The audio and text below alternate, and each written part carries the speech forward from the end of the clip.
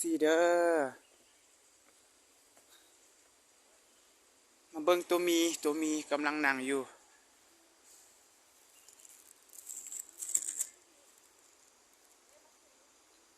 กำลังนั่งจึงเงื้องไว้อยู่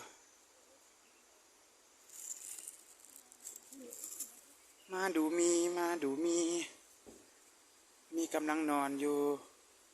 เป็นนักท่องเที่ยวกำลังถ่ายรูปมี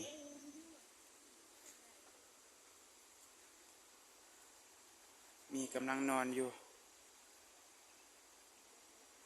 มีหลายตัว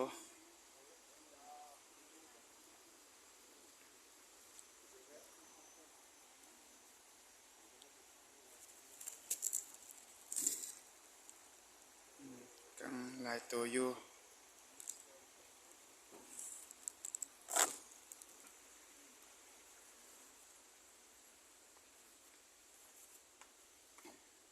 เที่ยว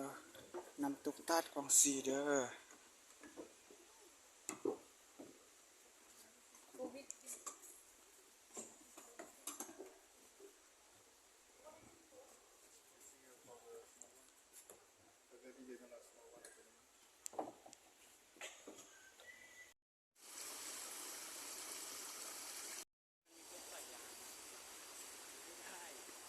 อ๋อออกเถาเนาะออกมอดออกเถาเขียวๆไว้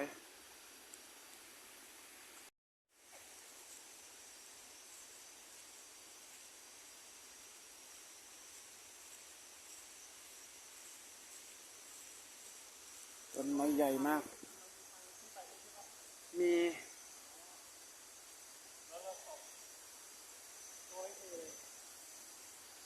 บ้านมีเหือนมีฮอดน้ำตกแล้วเด้อน้ำตกสีเขียวสีฟ้า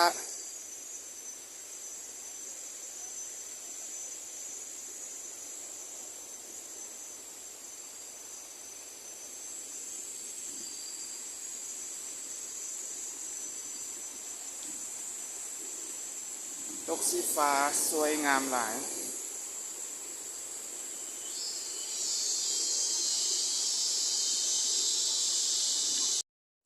มีต้นไม้นานาชนิดเด้อต้นไม้นานาพันธุ์เป็นระบบนิเวศที่ใหญ่ที่สุดในหลวงพระบางคือตัดของสีเด้อ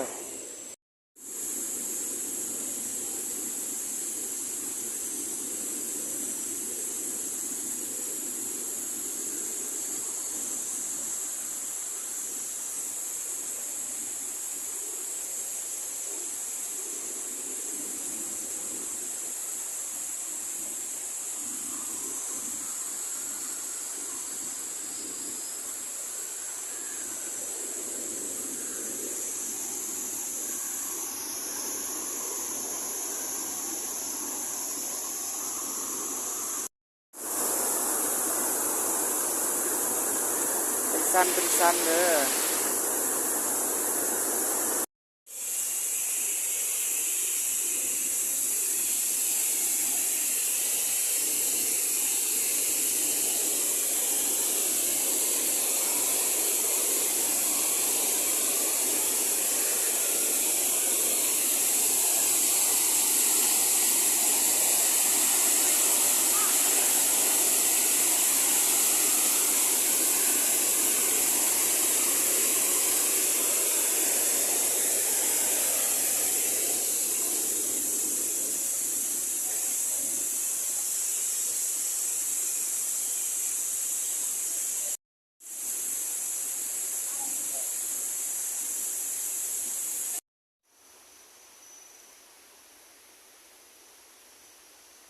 ต้นไม้ใหญ่เด้อเนี่ย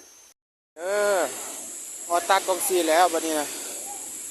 เราจะมาเบิ่งว่าสวยงามซ้ำใดเนาะมาเบิ่งนำกันเลยเด้อ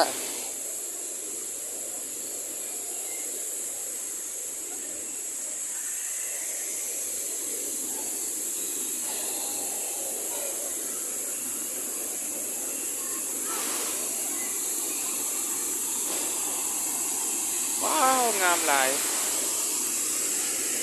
เช้าก็งาม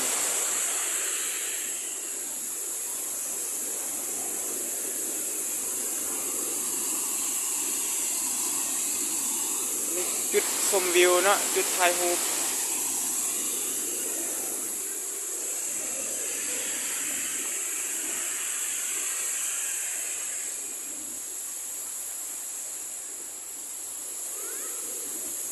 ในสะพานสีทองสะพานสีส้ม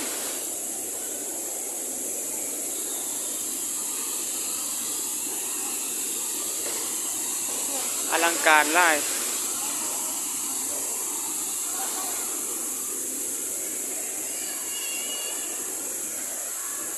อันนี้เบื้องลุ่มเด้อ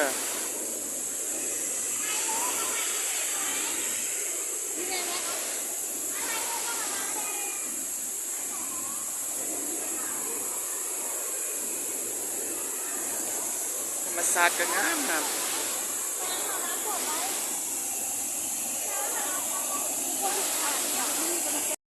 เที่ยวตัดของสีเด้อ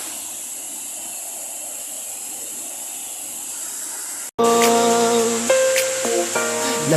คำว่ารักของเธอนั้นคือแบบไหนที่ทำมาหรือใครอยากให้ฉันท